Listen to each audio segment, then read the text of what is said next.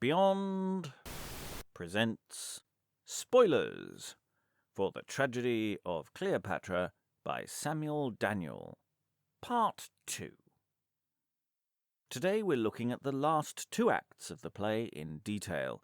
Following are some introductory notes intercut with a rough mix of our recording of the play, produced at the White Bear Theatre as part of our 2023 Revels season. There will be a better final cut, which will follow this release. If you want to just enjoy our production, stop listening now and wait for the release. Unless you're listening to this in the future, in which case you don't have to wait, you can just go and hunt and find it now. Seriously, this is an exercise that some listeners won't enjoy. If it ain't for you, move on. If you're still listening, let's enter Spoilerland. Spoilers,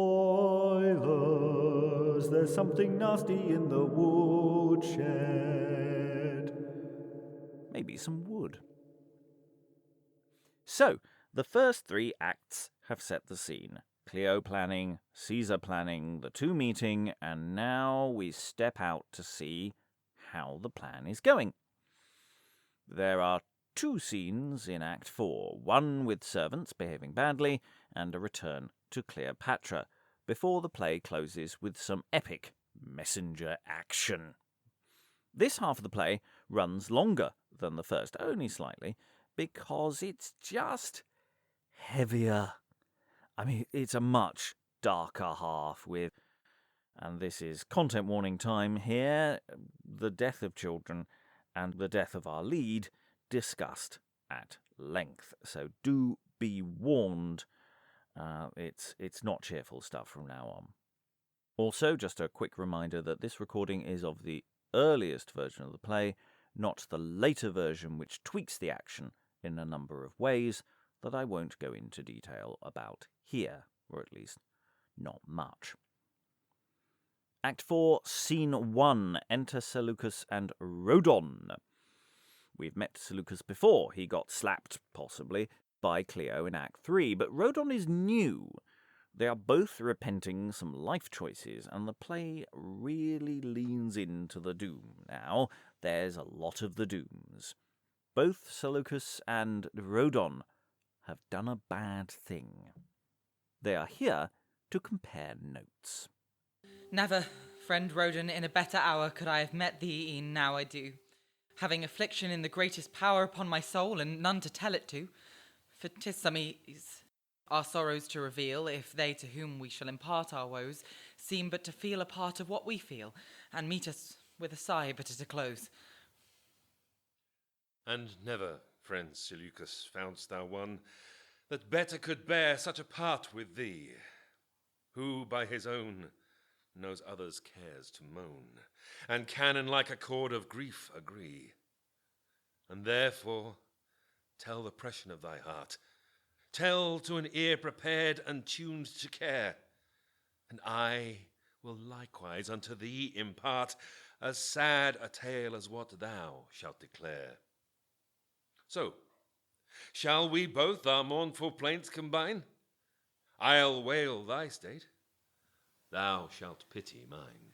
We can be all sad-faced with each other together. A sad face shared is a sad face halved. Seleucus goes first. His betrayal is kind of simple. He was a trusted member of Cleopatra's court, and he sold her secrets to Caesar. Unfortunately, Caesar thinks that informers are untrustworthy little shits. So he loathes Seleucus, and Seleucus has just realised that he's really, totally screwed.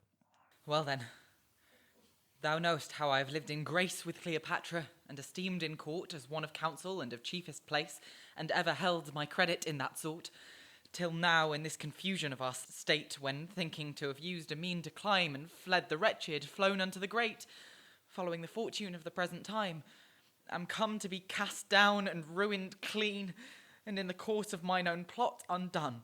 For having all the secrets of the queen revealed to Caesar, to have favour won, my treachery is quitted with disgrace, my falsehood loathed, and not without great reason. For though good for him, yet princes in this case do hate the traitor, though they love the treason. For how could he imagine I would be faithful to him, being false unto mine own, and false to such a bounteous queen as she that hath me raised and made mine honour known? He saw 'twas not for zeal to him I bear, but for base fear, or mine own state to settle. Weakness is false, and faith in cowards rare. Fear finds out shifts, timidity is subtle. And therefore, scorned of him, scorned of mine own, hateful to all that look into my state. Despised Seleucus now is only grown the mark of infamy that's pointed at. It's an interesting question as to how sorry for Seleucus we should be. He did betray Cleo, but to be fair, he's a small cog, and what difference would his betrayal really make to Cleo's situation? His woes related, Rodon says, "You call that a lament? Hold my beer." "'Tis much, thou sayest, and oh, too much to feel. And I do grieve and do lament thy fall. But yet, all this which thou dost here reveal, compared with mine, will make thine seem but small. Although my fault be in the self-same kind, yet in degree far greater, far more hateful. Mine sprung of mischief, thine from feeble mind. I stained with blood, thou only but ungrateful. Yeah, sure, our crimes are kinda the same, but my betrayal got somebody killed, so I'm a tad bit more damned than you. For Rodon was given one of Cleo's children to look after. And here he quotes Cleopatra again, tempting us to treat this as more material for the actor playing Cleopatra to deliver. Take him away, somewhere safe. For unto me did Cleopatra give the best and dearest treasure of her blood, lovely Cesario, whom she should live free from the dangers wherein Egypt stood. And unto me with him this charge she gave. Here, Rodon, convey from out this coast this precious gem, the chiefest that I have, the jewel of my soul I value most. Guide him to India, lead him far from hence, safeguard him, where secure he may remain, till better fortune call him back from thence, and Egypt's peace be reconciled again. For this is he that may our hopes bring back, the rising sun of our declining state. These be the hands that may restore our rack and raise the broken ruins made of late. He may give limits to the boundless pride of fierce Octavius and abate his might. Great Julius' offspring, he may come to guide the empire of the world as his by right. She's not just speaking of the child and his pedigree, she's looking at him too, seeing in him his father and the power that he wielded. Oh, how he seems the model of his sire. How I gazed my Caesar in his face. Such was his gait, so did his looks aspire. Such was his threatening brow, such was his grace. High-shouldered, and his forehead even as high. And oh, if he had not been born so late, he might have ruled the world's great monarchy and now have been the champion of our state. That progression of talking generally and then more specifically about someone moves to speaking directly to her son. And here the text leans into the dramatic irony and that which is torturing Rodon. She tells her son that he'll be safe with Rodon. Again and again and again. Then unto him, "Oh, my dear son," she says, "son of my youth, fly hence, oh fly, be gone, reserve thyself, ordained for better days, for much thou hast to ground thy hopes upon. Leave me, thy woeful mother, to endure the fury of this tempest here alone, who cares not for herself, though so thou should be sure. Thou mayest revenge when others can but moan. Rodon will see thee safe. Rodon will guide thee and thy ways. Thou shalt not need fear. Rodon, my faithful servant, will provide what shall be best for thee. Take thou no care. And oh, good Rodon, look well to his youth. The ways are long, and dangers everywhere. I urge it not that I do doubt thy truth. Mothers will cast the worst and always fear. The absent danger greater still appears. Less fears he who is near the thing he fears. And here the knife twists in a different way, as Cleo predicts something going wrong, and then pulls back from the thought and predicts, perhaps, a glorious future. And oh, I know not what presaging thought my spirit suggests of luckless bad event, but yet it may be 'tis but love doth dote, or idle shadows which my fears present.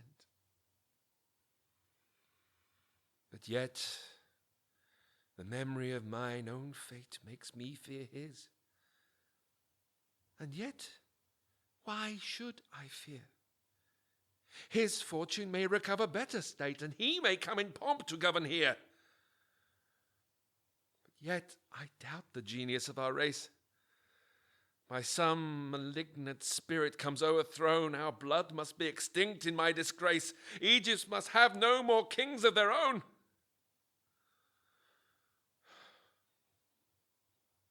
Then let him stay. Let us fall together. Sith it is foredecreed that we must fall, yet who knows what may come? Let him go thither. What merchant in one vessel ventures all? Let us divide our stars. Go, go, my son. Let not the fate of Egypt find thee here. Try if so be thy destiny can shun the common wrack of us by being there. But who is he found ever yet defence against the heavens or hid him anywhere? Cleopatra's conflict from earlier in the scene of how to proceed as queen or mother flits her between sending him away or keeping him close. Then what need I to send thee so far hence? To seek thy death that mayest as well die here. And here, die with thy mother. Die in rest, not travelling to what will come to thee. Why should we leave our blood unto the east, when Egypt may a tomb sufficient be? Oh, my divided soul, what should I do? Whereon shall now my resolution rest? What were I best resolved to yield unto, when both are bad? How shall I know the best? Stay. I mayhap so work with Caesar now, that he may yield him to restore thy right.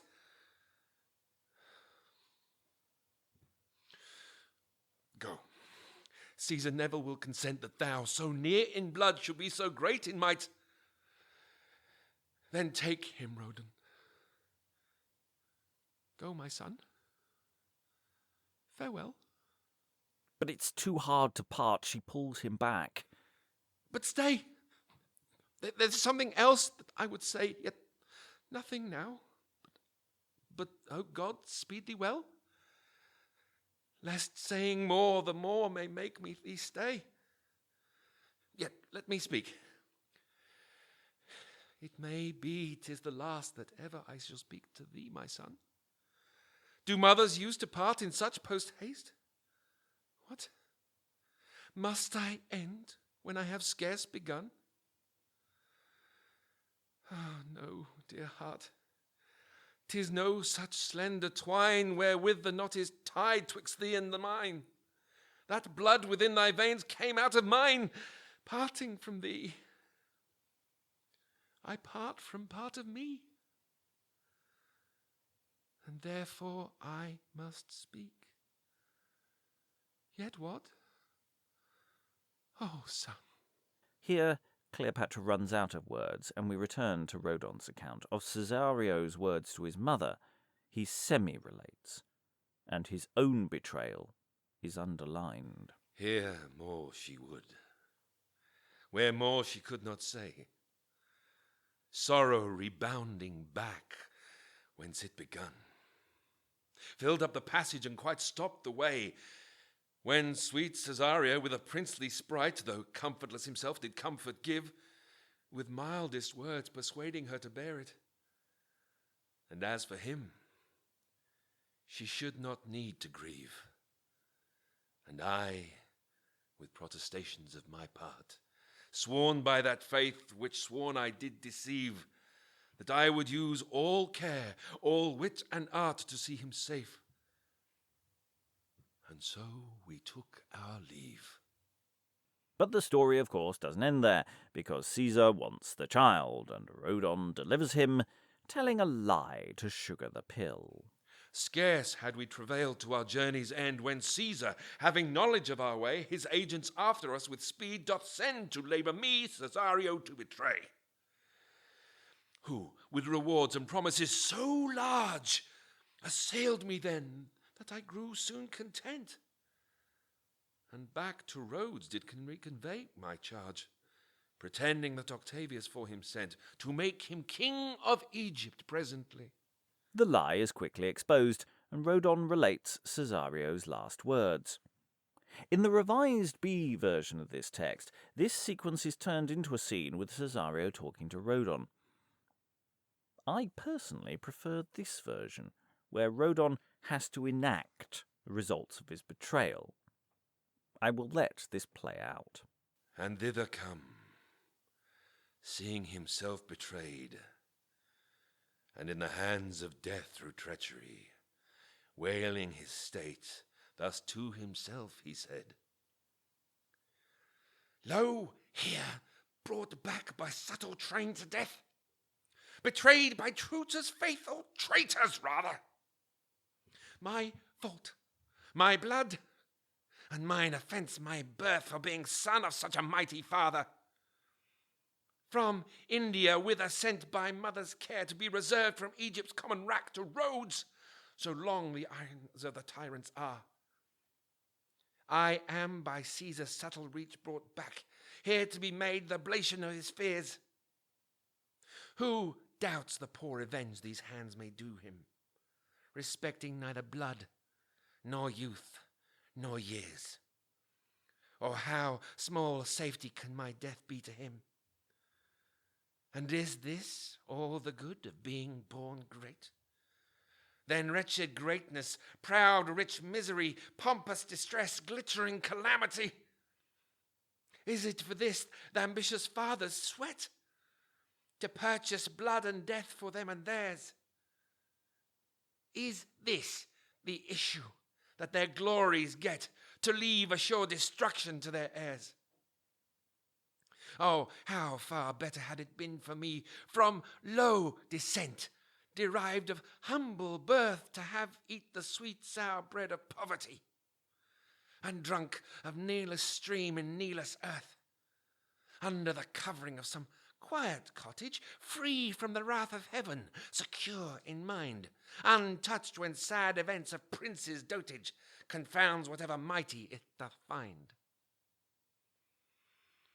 And not to stood in their way, whose condition is to have all made dear, and all thing plain, between them and the mark of their ambition, that nothing let the full sight of their reign, where nothing stands that stands not in submission, where greatness must all in itself contain. Kings will be alone, competitors must down. Near death he stands that stands too near the crown. Such is my case, for Caesar will have all. My blood must seal the assurance of his state, yet a weak state that blood assure him shall, whose wrongful shedding gods and men do hate. Injustice never scapes unpunished still. Though men revenge not, yet the heavens will.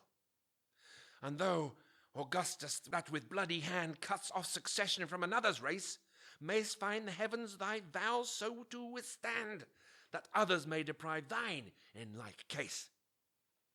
When thou mayst see thy proud contentious bed, yielding thee none of thine that may inherit, subvert thy blood, place others in their stead. To pay this, thy injustice heard you merit. If it be true, as who can that deny, which sacred priests of Memphis do foresay, some of the offspring yet of Antony shall all the rule of this whole empire sway. And then, Augustus, what is it thou gainest by poor Antyllus' blood or this of mine? Nothing but this thy victory thou stainest, and pull'st the wrath of heaven on thee and thine. In vain doth man contend against the stars. From what he seeks to make, his wisdom mars. Yet in the meantime, we whom fates reserve the bloody sacrifices of ambition, we feel the smart whatever they deserve, and we endure the present time's condition. The justice of the heavens revenging thus doth only sacrifice itself, not us. Yet 'tis a pleasing comfort that doth ease affliction in so great extremity, to think their like destruction shall appease our ghosts who did procure our misery. But dead we are, uncertain what shall be, and living we are sure to feel the wrong. Our certain ruin we ourselves do see. They joy the while, we know not how long, but yet, Cesario, thou must die content, for men will moan, and God revenge the innocent. Thus he complained, and thus thou hearest my shame.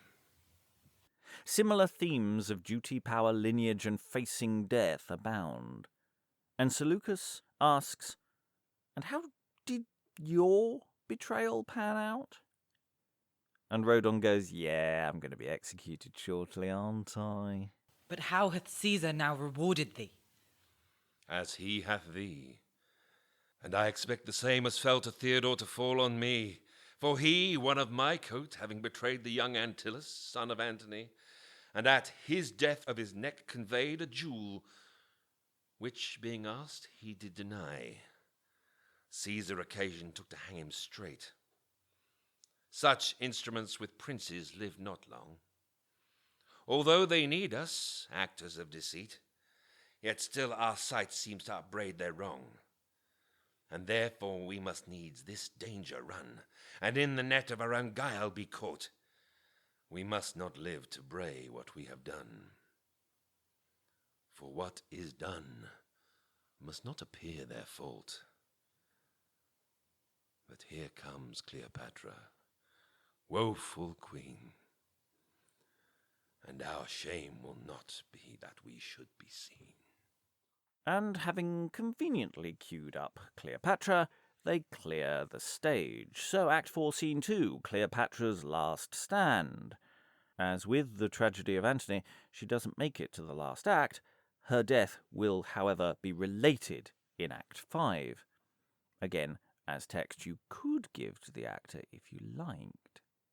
Here we have a last set piece to end her time physically on the stage. Here we have Cleopatra, all about Eve fashion, surprised at her ability to persuade even in her current reduced circumstances to get people to do what she wants.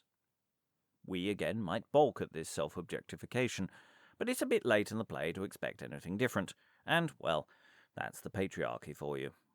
What? Hath my face yet power to win a lover? Can this torn remnant serve to grace me so, that it can Caesar's secret plots discover, what he intends with me and mine to do? Why then, Poor beauty, thou hast done thy last and best good service thou could do unto me. For now the time of death revealed thou hast, which in my life didst serve but to undo me. Here Dolabella, far forsooth in love, writes how that Caesar means forthwith to send both me and mine the heir of Rome to prove, there his triumphant chariot to attend. I thank the man, both for his love and letter. The one comes fit to warn me thus before, but for the other I must die his debtor, for Cleopatra now can love no more. She won round Dolabella, if not Caesar, and bought herself some time. And now she uses that time to say a last farewell to Antony.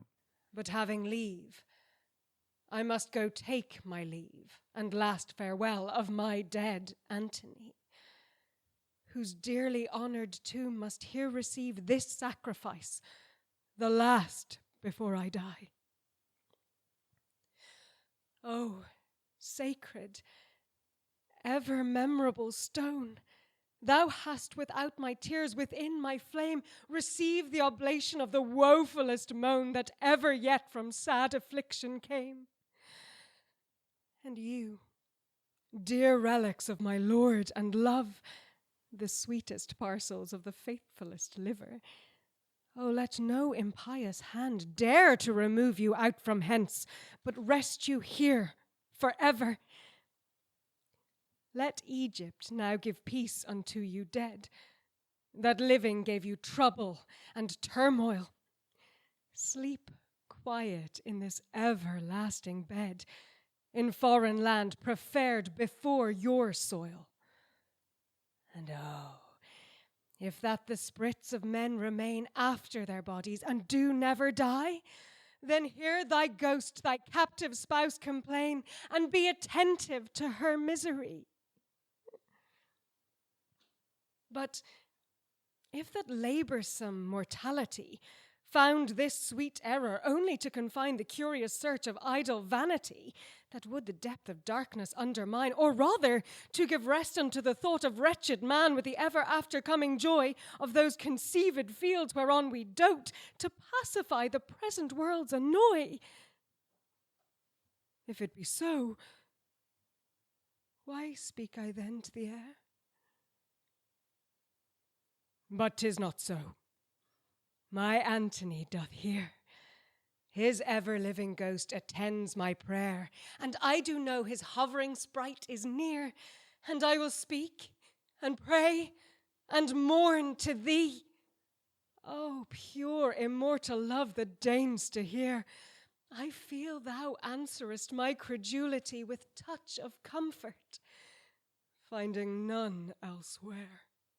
Having wrestled with the question as to whether Antony's ghost is listening, he is, Cleopatra works through her current predicament. Can she really stay alive now? Really? Thou knowest these hands entombed thee here of late, free and unforced, which now must servile be, reserved for bands to grace proud Caesar's state, who seeks in me to triumph over thee. Oh, if in life we could not severed be, shall death divide our bodies now asunder? Must thine in Egypt, mine in Italy, be kept the monuments of fortune's wonder?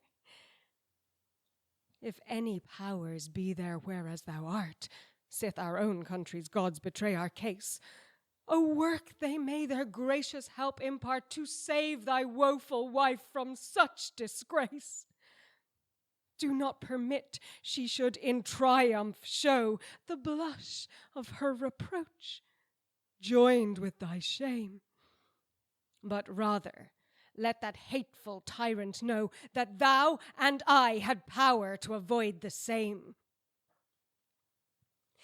But what do I spend breath and idle wind in vain invoking a conceived aid?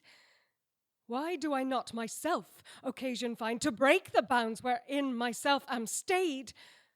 Words are for them that can complain and live, whose melting hearts composed of baser frame can to their sorrows time and leisure give. But Cleopatra may not do the same. And so she is resolved to follow Antony into death, and she expands upon this theme. No, Antony, thy love requireth more. A lingering death with thee deserves no merit. I must myself force open wide a door to let out life and so unhouse my spirit. These hands must break the prison of my soul to come to thee, there to enjoy like state, as doth the long-pent solitary fowl that hath escaped her cage and found her mate. This sacrifice, to sacrifice my life, is that true incense that doth best beseem. These rites may serve a life-desiring wife, who, doing them, t'have done enough doth deem.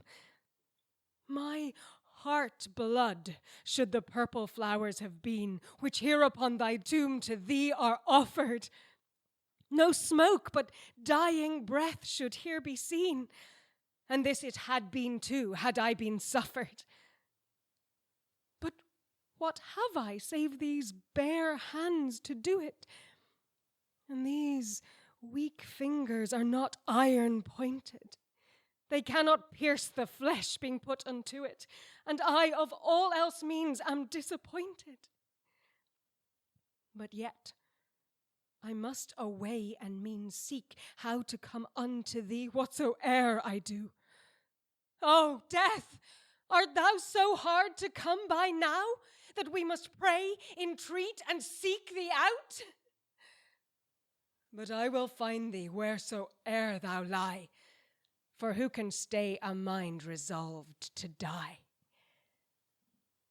And now I go to work the effect indeed. I'll never send more words or sighs to thee. I'll bring my soul myself, and that with speed. Myself will bring my soul to Antony. Come, go, my maids.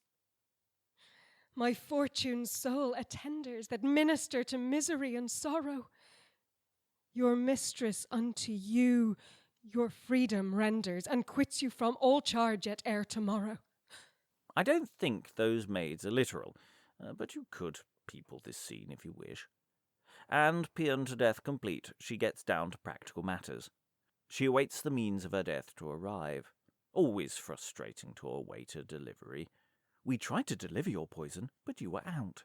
And now, by this, I think the man I sent is near returned that brings me my dispatch. God grant his cunning sort to good event, and that his skill may well beguile my watch. So shall I shun disgrace, leave to be sorry, fly to my love, scape my foe, free my soul. So shall I act the last act of my glory, die like a queen, and rest without control. And exit Cleopatra, physically for good, but she will speak via others later. And it's time for the chorus again, as we close Act 4. 2 speakers in the recording, but the chorus isn't broken up beyond as stanzas. We start with the dance around What is Egypt? How did it all go so wrong? Mysterious Egypt, wonder breeder, strict religion, strange observer, state orderer zeal, the best rule keeper, fostering still intemperate fervour. Oh, how camest thou to lose so wholly all religion, law, and order, and thus become the most unholy of all lands that Nile's border? How could confused disorder enter, where stern law sat so severely? How durst weak lusts and riot venter, the eye of justice looking nearly? Could not those means that made thee great be still the means to keep thy state? Ah, no. The course of things requireth change and alteration ever. That same continuance man desireth, the inconstant world yieldeth never. We In our counsels must be blinded. and not see what doth import us. And oftentimes the thing least minded is the thing that most must hurt us. Yet they that have the stern in guiding, 'Tis their fault that should prevent it. for oft they seeing their country sliding take their ease. As though contented. We imitate the greater powers, the prince's manners fashion ours. So the country went wrong because the people followed the bad example of the rulers? All them vices begat more vices, and that made Egypt weak and ready for conquest by Caesar. Example of their light regarding vulgar looseness much incenses. Vice uncontrolled grows wide, enlarging. King's small faults be great offences. And this hath set the window open unto license, lust, and riot. This way confusion first found broken, whereby entered our disquiet. Those laws that Zoroaster founded and Ptolemies observed, hereby first came to be confounded. Which our state so long preserved. The wanton luxury of court did form the people of like sort. For all, respecting private pleasure, universally consenting to abuse their time, their treasure, in their own delights contenting, and future dangers naught respecting, whereby... Oh, how easy matter made this so general neglecting, confused weakness to disaster. Caesar found the effect true tried in his easy entrance making, who, at the sight of arms, descried All our people. all forsaking for riot, Worse than war. so sore had wasted all our strength before. And the chorus hammers that point about restraint versus fun again. And thus is Egypt servile rendered to the insolent destroyer, and all their sumptuous treasure tended, all her wealth that did betray her, which poison Oh, if heavens be rightful, may so far infect their senses, that Egypt's pleasures so delightful may breed them the like offences. and Romans learn our way of weakness. Be instructed in our vices, that our spoils may spoil your greatness. Overcome with our devices. Fill full your hands, and carry home enough from us to ruin Rome. Don't have fun, people, or you will become weak and be conquered. Anyway, exit chorus. On to Act 5. Scene 1 opens as an appetizer to the main event. Enter Dolabella and Titius. Titter ye not. Titius is the servant to Dolabella, who, as we have heard variously, is besotted with Cleo. Tell me everything. Did she like my news? Tell me everything.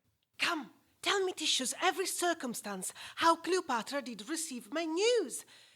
Tell every look, each gesture, countenance, that she did in my letters reading news. I shall, my lord, so far as I could note, or my conceit observe in any wise. And so off he goes. All the deets. He picks up as we left off the last scene, which means that you could sort of let this scene run on from the last. If you wished, you could keep Cleo on stage and have Titius step back into that moment which he is relating. That's the clever directorial flourish you might choose. Or not. So, she's in the midst of the funeral rites for Antony. She looks at the message and smiles, and of course we know that this is playing into her hands. The irony meter should be going wild at this point. It was a time when, as she having got leave to her dearest stead to sacrifice, and now was issuing out the monument with odours, incense, garlands in her hair, that when I approached as one from Caesar sent, and did her close thy message to understand, she turns her back, and with her takes me in, reads in thy lines thy struggle, unlooked for tale, and reads, and smiles, and stays, and doth begin again to read, then blushed, and then was pale, and having ended with a sigh, refolds thy letter up, and with a fixed eye, which steadfast her imagination holds, she mused a while, standing confusedly, And here she speaks. And again, with this play, Cleo is in pretty much every scene, even when she isn't. She now tells the big lie that she will acquiesce to all of Caesar's wishes. At length. Friend, save she, tell thy lord how dear I hold his pitying of my case, that out of his sweet nature can afford a miserable woman so much grace. Tell him how much my heavy soul doth grieve. Merciless Caesar should so deal with me. Pray him that he would all the counsel give that might divert him from such cruelty. As for my love, say Anthony have all. Say that my heart is gone into the grave with him in whom it rests and ever shall. I have it not myself, nor cannot have. Yet tell him he shall more command of me than any whosoever living can.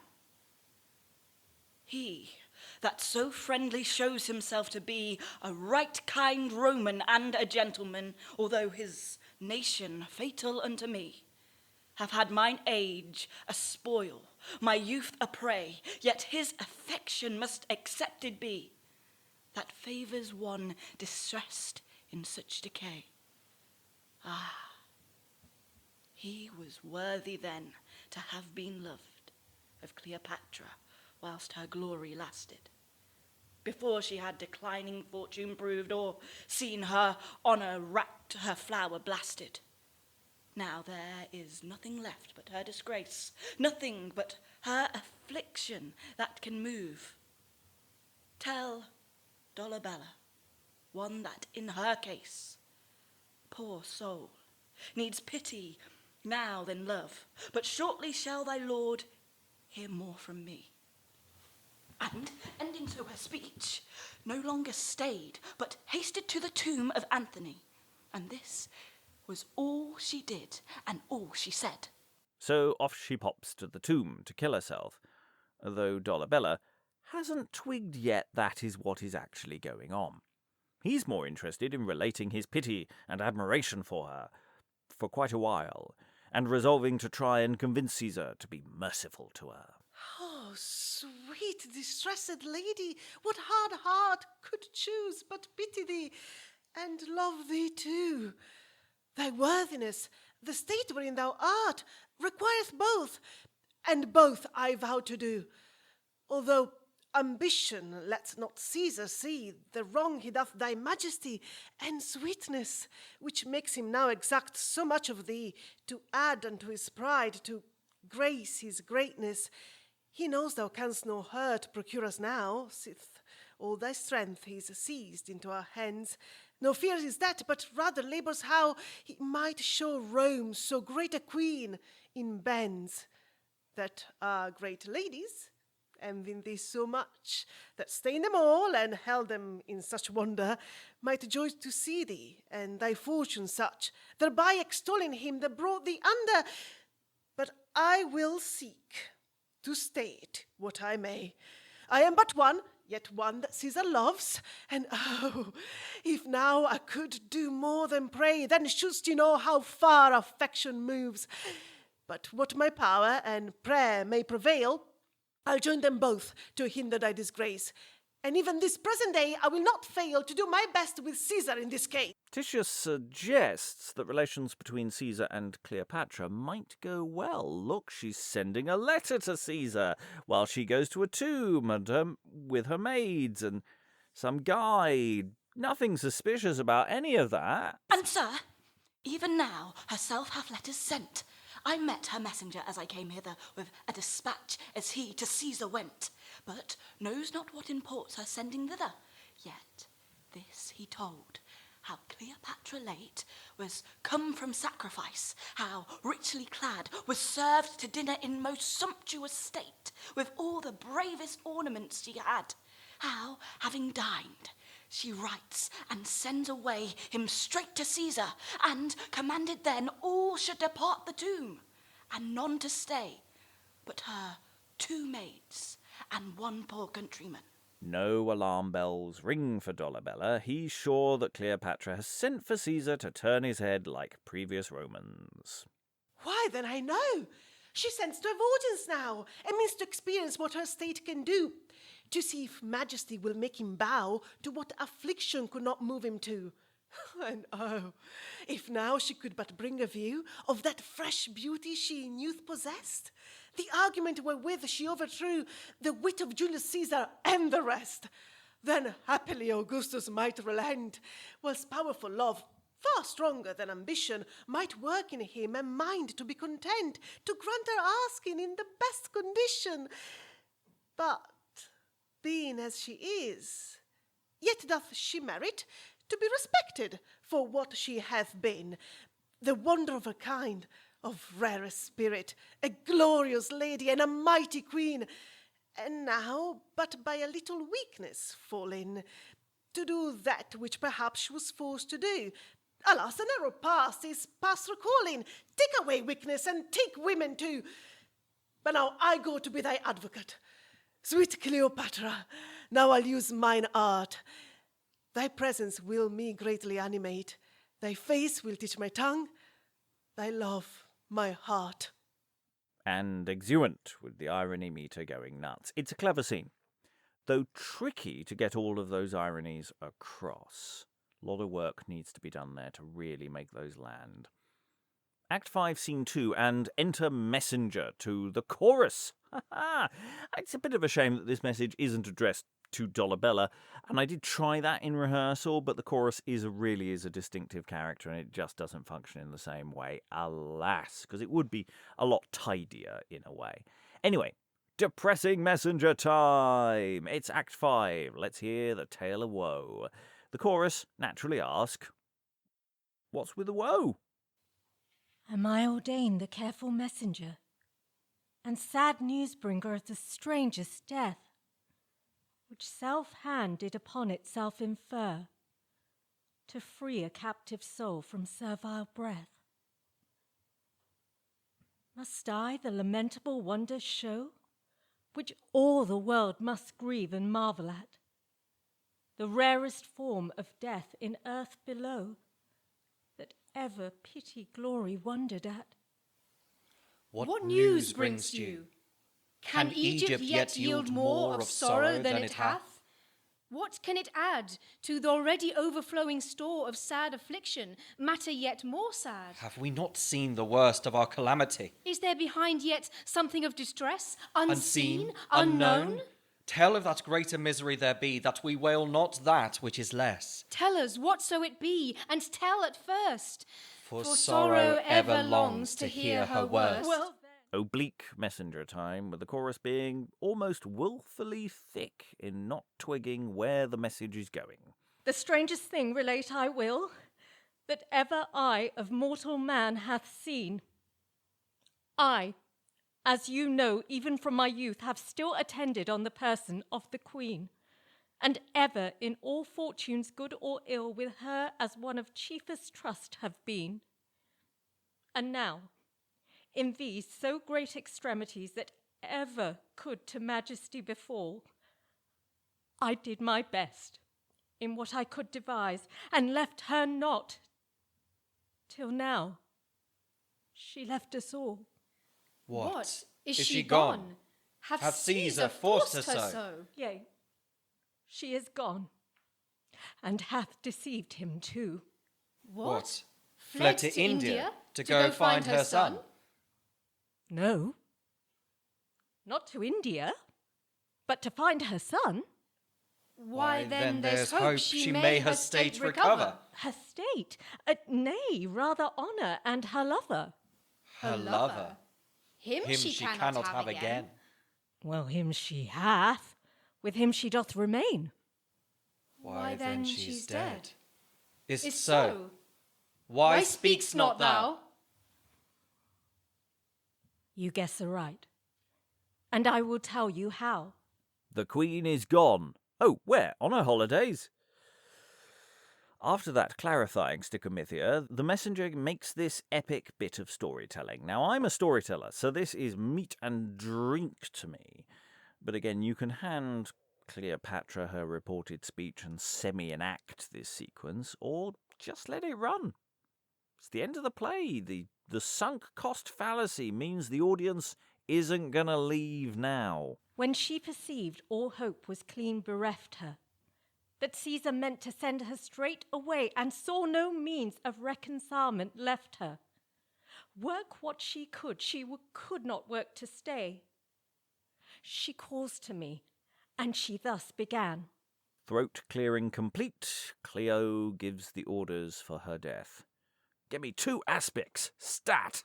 O thou, whose trust hath ever been the same, and one in all my fortunes faithful man, alone content to attend disgrace and shame. Thou, whom the fearful ruin of my fall never deterred to leave calamity, as did those other smooth state pleasers all, who followed but my fortune and not me. 'Tis thou must do a service for thy queen, wherein thy faith and skill must do their best.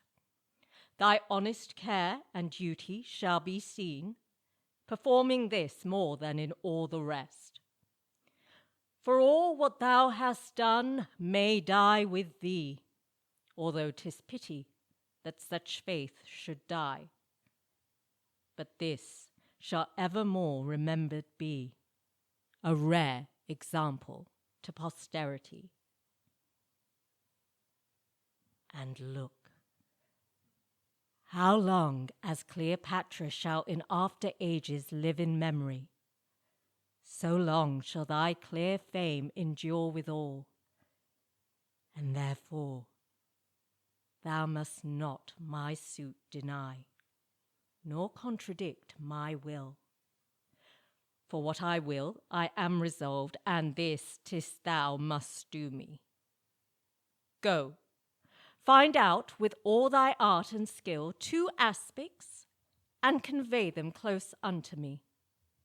I have a work to do with them in hand. Inquire not what, for thou shalt soon see what, if the heavens do not my designs withstand, but do thy charge, and let me shift with that. The messenger obeys and relates how they got the parcel past the guards. Being thus conjured by her to whom I had vowed my true perpetual service, forth I went, devising how my close attempt to shroud, so that there might not no art my art prevent.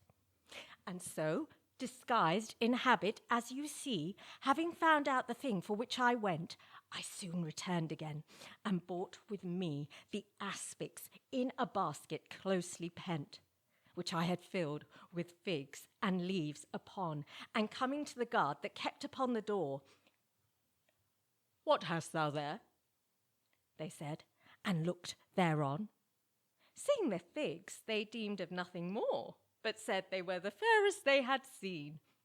"Taste some," said I, "for they are good and pleasant."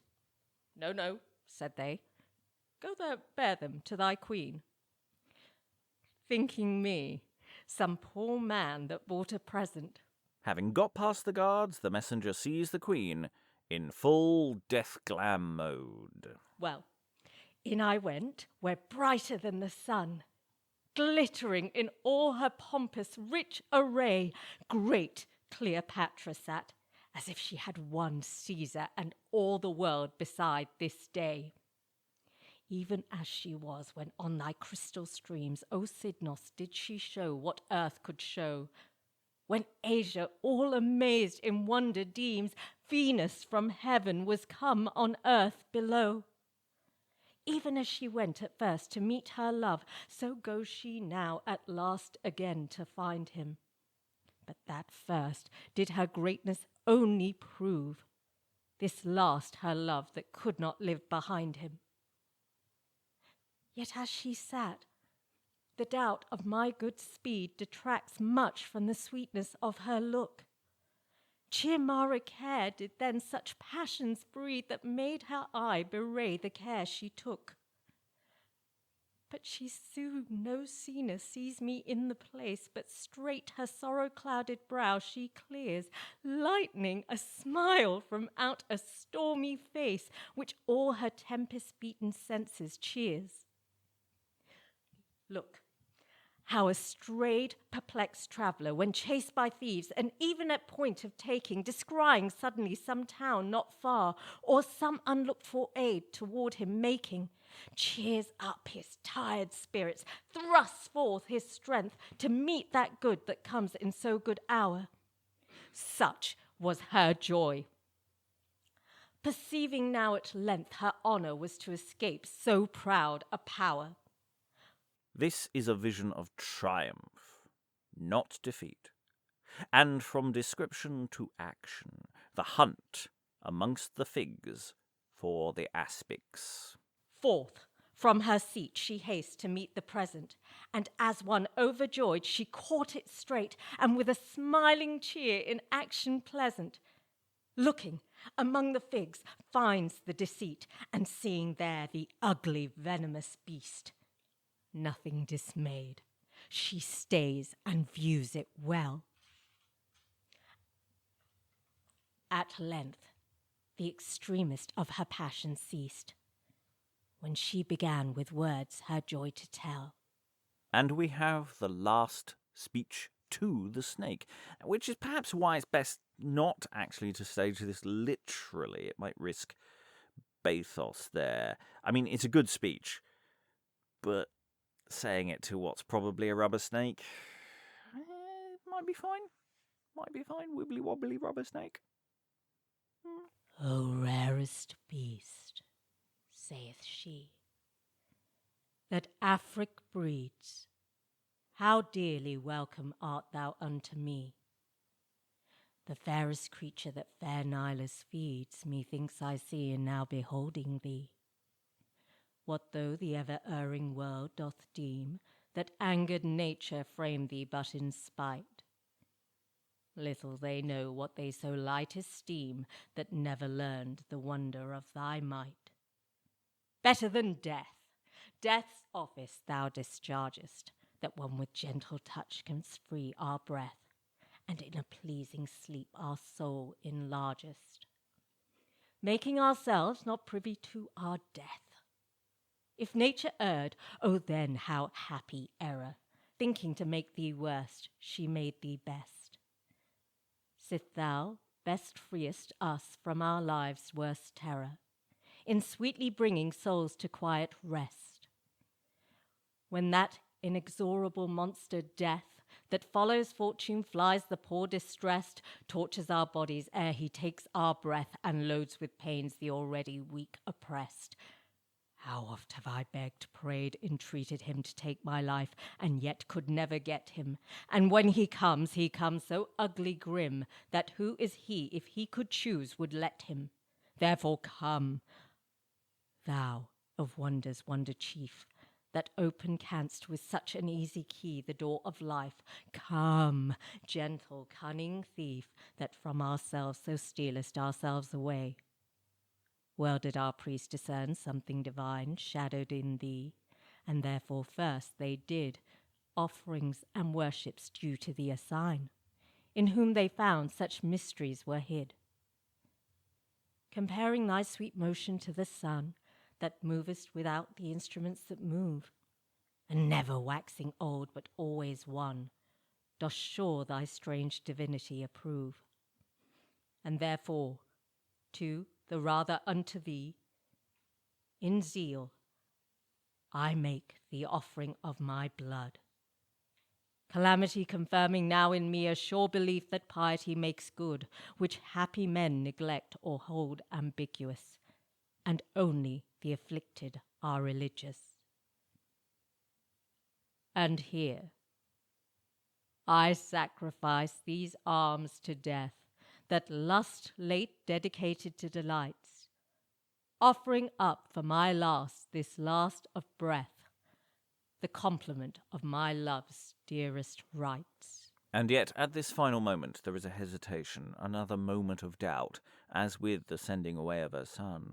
The dance between life and death is related at length. With that, she bares her arm, and offer makes to touch her death. Yet at the touch withdraws, and seeming more to speak, occasion takes, willing to die, and willing too to pause. Look how a mother at her son's departing for some far voyage bent to get him fame, doth entertain him with an idle parling, and still doth speak, and still speaks but the same. Now bids farewell, and now recalls him back, tells what was told, and bids again farewell, and yet again recalls. For still doth lack something that love would fain, and cannot tell. Pleased he should go, yet cannot let him go. So she, although she knew there was no way but this, yet this she could not handle so, but she must show that life desired delay. Fain would she entertain the time as now, and now would fain that death would seize upon her. Whilst I might see presented in her brow the doubtful combat tried twixt life and honour. Life, bringing legions of fresh hopes with her, armed with the proof of time, which yields, we say, comfort and help to such as do refer all unto him and can admit delay. But honour, scoring life, lo forth leads he, bright immortality in shining armour, through the rays of whose clear glory she might see life's baseness, how much it might harm her. Besides, she saw whole armies of reproaches and base disgraces, furies fearful, sad, marching with life and shame that still encroaches upon her face in bloody colours clad, which representments, seeing worse than death, she deemed to yield to life, and therefore chose to render all to honour, heart, and breath. And that, with speed, lest that her inward foes, false flesh and blood, joining with life and hope, should mutiny against her resolution. She remonstrates with herself, as though her body has sided with Caesar. And to the end she would not give them scope. She presently proceeds to the execution, and sharply blaming of her rebel powers. False flesh, saith she, and what dost thou conspire with Caesar too, as thou wert none of ours, to work my shame and hinder my desire? Wilt thou retain in closure of thy veins that enemy-base life to let my good? No. No, there is a greater power constrains than can be counterchecked with fearful blood. For to the mind that's great, nothing seems great. And seeing death to be the last of woes and life-lasting disgrace which I shall get, what do I lose that have but life to lose? And so she allows the snake to do its work, and says her last farewells to Antony, and last taunt to Caesar. This having said, strengthened in her own heart, and union of herself senses in one, charging together, she performs that part that hath so great a part of glory won. And so she receives the deadly poisoning touch, that touch that tried the gold of her love pure, and hath confirmed her honour to be such as must a wonder to all worlds endure. Now not a yielding shrink or touch of fear consented to bewray least sense of pain, but still in one same sweet unaltered cheer her honour did her dying thoughts retain. Well, now this work is done, saith she. Here ends this act of life that part of fate's assigned me. What glory or disgrace here this world lends, both have I had, and both I leave behind me. And now, O earth, the theatre where I have acted this, witness I die unforced. Witness my soul parts free to Antony.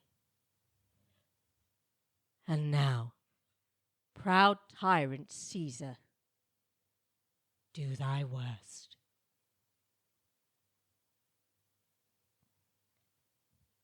This said, she stays and makes a sudden pause, as 'twere to feel whether the poison wrought, or rather else the working might be cause that made her stay, as likewise may be thought.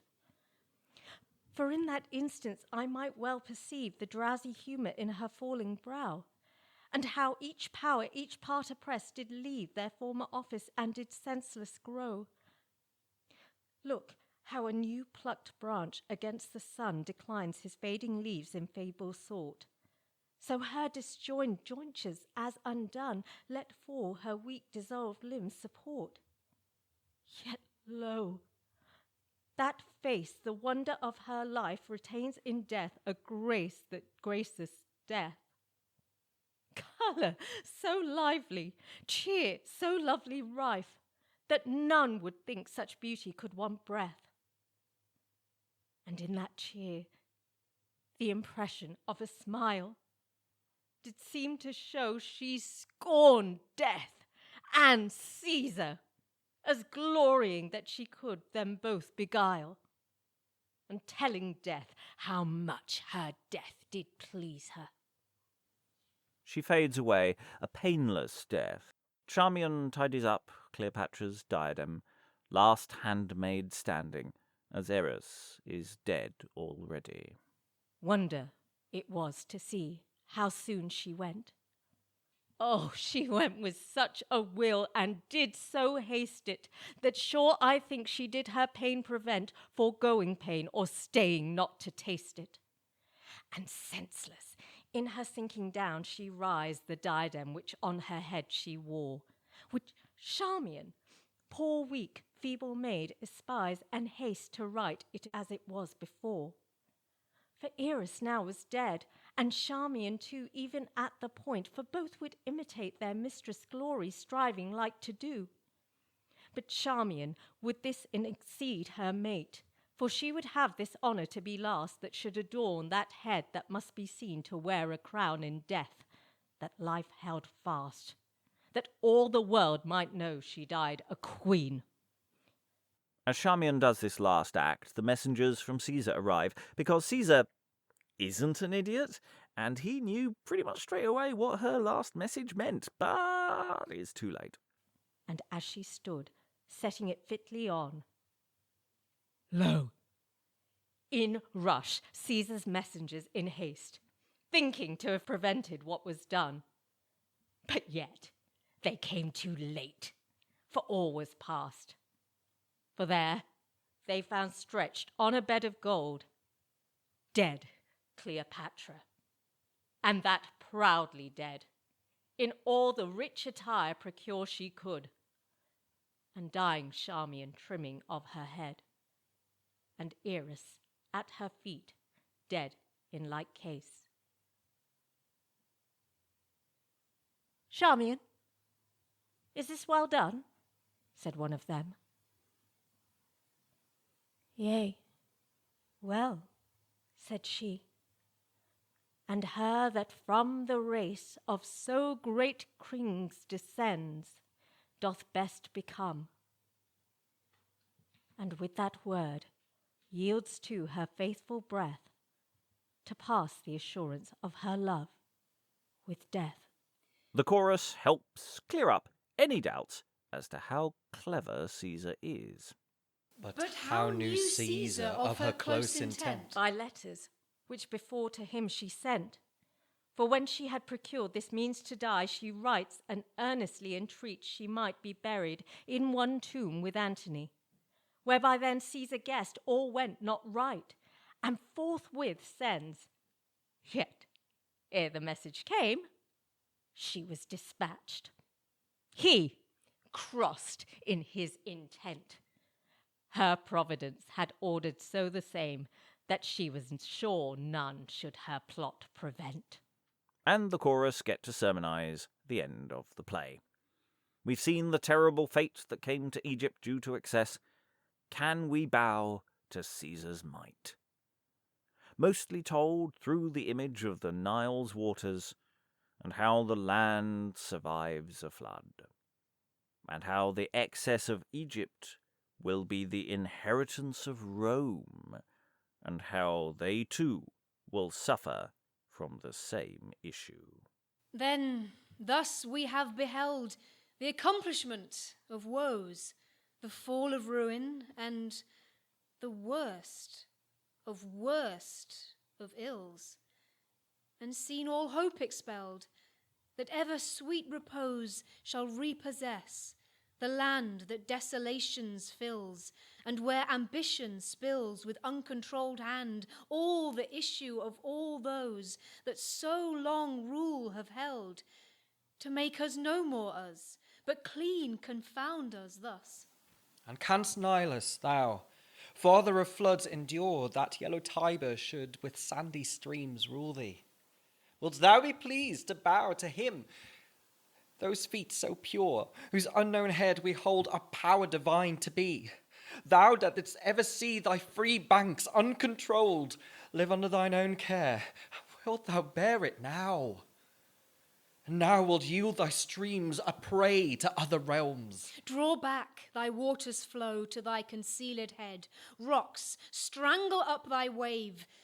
Stop cataracts thy fall, and turn thy courses so that sandy deserts dead, the world of dust that craves to swallow thee up all, may drink so much as shall revive from vasty graves a living green, which, spread far flourishing, may grow on that wide face of death, where nothing now draws breath.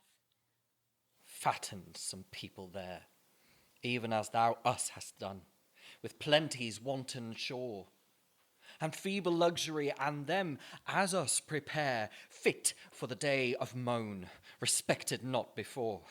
Leave levelled Egypt dry, a barren prey to lie, wasted for evermore, of plenty's yielding none, to recompense the care of victor's greedy lust, and bring forth naught but dust.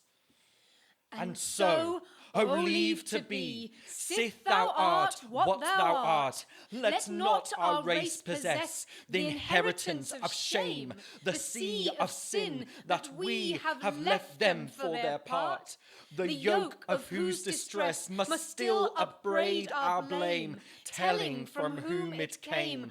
Our weight of wantonness lies heavy on their heart, who never more shall see the glory of that worth they left who brought us forth.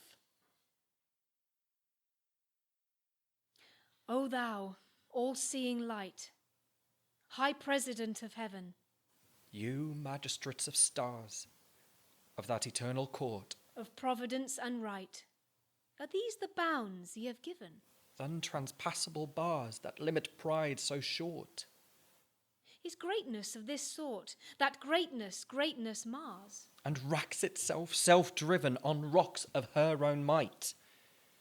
Doth order so, disorders overthrow. And fini, as the question of order versus disorder, vice versus sin, fun versus control are handed up to gods to judge. Now, having performed this play with an audience in basically an unchanged static state, I can say that it works. I mean, people do down neoclassical tragedy all the time, and it is bloody hard work for both cast and audience, but it does work. I've rarely seen such focused attention in a room for a show. That's not to say that it's for everyone, or that it should be performed without cuts or adaptation. I think there's a host of ways to perform this play, and I have about 3 different productions in my head. A heavily cut-down storytelling type version, a cut-down but fairly standard production, and a full bells and whistles version. And that's just this version of the play. When you add the later drafts and the tragedy of Antony into the mix, you have got a host of material to play with as you choose. That's a challenge. And that's it from these spoilers episodes. If you have any thoughts about my brief breakdown of the text, or if you have any disagreements with my thoughts, or if I'm in plain error, let me know. I might re-edit based on your thoughts, or not. If you'd like more on this play, there are exploring sessions on YouTube, as well as vast amounts on the play The Tragedy of Antony, which is of use when getting into this sequel. Links in the show description. The full cast audio adaptation edit of this will follow soon, so keep an ear out. The recording used throughout this episode is a live mix of the performed play. It's a rough mix and focuses on the text as writ, so the final release will be cleaner and a more entertaining listen. In the version used throughout this recording, the cast was as follows. Pamela Flanagan as Cleopatra, McGuire as Seleucus, Karim Kronfli as Rodon, Valentina Vinci, Dolabella, Sojourner Hazelwood-Connell, Titius, Alex Kapila, Messenger, Emma Kemp as chorus number 1, and Roel Fox, who produced the music and read as chorus 2. The producer was myself, Robert Crighton. This spoilers episode was hosted and produced by myself, Robert Crighton, for the Beyond Podcast. Follow us on social media, Facebook, Instagram, Blue Sky, etc. at Beyond Shakes. Visit our website at beyondshakespeare.org, or you can support our work by becoming a patron at patreon.com/Beyond Shakespeare. Goodbye.